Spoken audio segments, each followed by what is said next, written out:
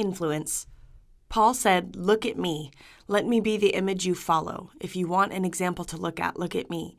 1 Corinthians 11:1. Imitate me as I imitate Christ. It wasn't in a pride way. He knew he wasn't perfect. We as leaders need to be that way.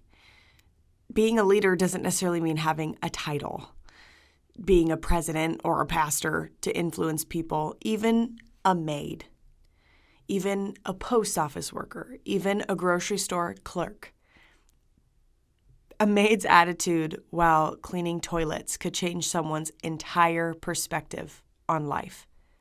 Whether we realize it or not, we have people watching us every single day. The neighbor, our family, our friends, our kids, our parents, our coworkers, our peers. If you're saved, you know that life is still hard. We're not perfect. It doesn't work that way. But we are called to aim to be like Christ. In the Bible, we see Jesus was firm, but he was also, and first and foremost, loving. He called out the sin, but sometimes just sat among the sinners to love on them. We don't have to walk around pointing at girls whose shorts are too short, making comments on Facebook posts about social media artists and what they're doing wrong, telling the alcoholic they need to get saved in order to influence people. We don't need to do that. What we need to do is come alongside them, live life with them, love them, and remember that loving is not condoning. And also, at the same time, not compromising what we believe to influence people. Sometimes we get so busy trying to influence, we don't realize we've become influenced ourselves. Our teens like to gather around the front during worship, but you can tell there are specific kids that won't go if someone doesn't start the train. There are about 3 kids who consistently go up there, and once they get up there, the rest of the crowd follows. Even some adults join them. One time when we didn't have any of those kids there to lead the way, none of the teens came forward. Those kids might not realize how influential they are. One of our youth students had befriended someone who was battling with homosexuality in school. The parents were in an outrage about it and were essentially trying to forbid it, and the student knew that their behavior was wrong, but just wanted to be their friend because this kid had no friends. This other kid that was battling had no friends. It started out awesome. They were bringing this kid who was struggling to church.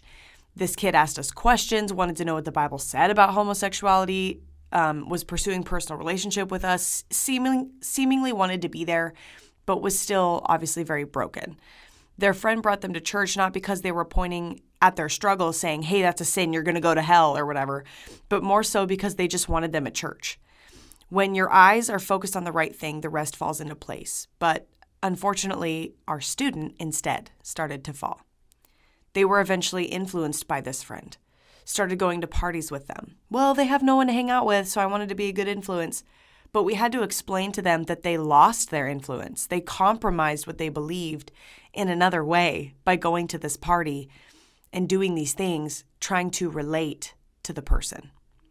Listen, you don't have to compromise who you are and what you believe. You don't have to be of the culture to influence people in this culture. Try your best to walk like Paul. Try your best to walk like Jesus. We will never be perfect, but we can befriend him who was. When you keep your eyes on the prize, the rest will follow. Not only for your sake, but for the people around you. Whether you believe it about yourself or not, you do have an influence.